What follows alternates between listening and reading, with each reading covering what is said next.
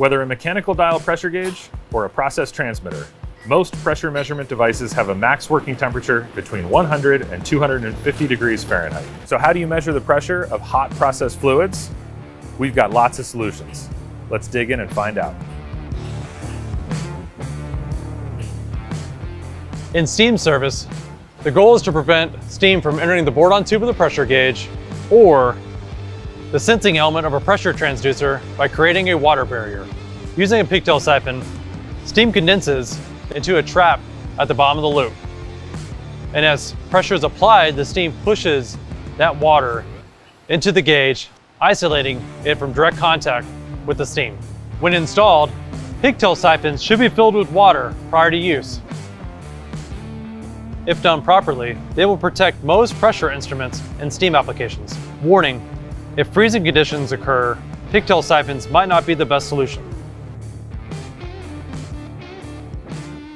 For non-steam applications such as exhaust gas or hot oils, one might consider the use of capillary or cooling towers. If you plan to mount your instrument further away from the pipe or vessel, capillary like this can be used, which will allow you cooling of 150 degrees or more per foot. If you're looking for a more compact assembly, you may consider switching to something more like this, which is a cooling tower that employs a tightly coiled capillary system inside of a small rigid housing to perform roughly the same amount of cooling as 4 feet of capillary would. The diaphragm seal isolates the process fluid from entering into these cooling elements. So consider using them when the fluid being measured gets thicker when cooled and may clog in the small orifice of the capillary or cooling tower, or freeze protection when there's concern that water may condense within the tubing itself and risk freezing. No, siphons have far too large of an ID, introducing unnecessary fill fluid into the diaphragm seal system, which will affect accuracy. Go with a cooling tower instead. Absolutely. Though you may not see the temperature reduction as you would see as a siphon installed in a steam application, but it is a valid option to extend the instrument away from the process and to allow ambient air to cool the process.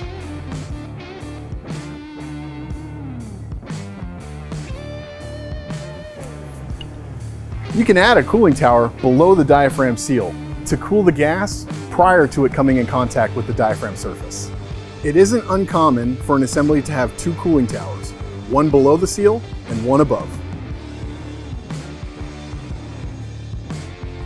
No, a cooling tower is not a replacement for a pigtail siphon in steam service.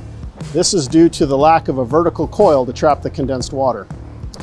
However, it is common for diaphragm seals to be used with cooling towers in steam service, especially with process transmitters. If you have any additional questions, please feel free to email us directly. Go to riotemp.com and click the Contact Us page. Thanks for watching, stay cool, and stay safe.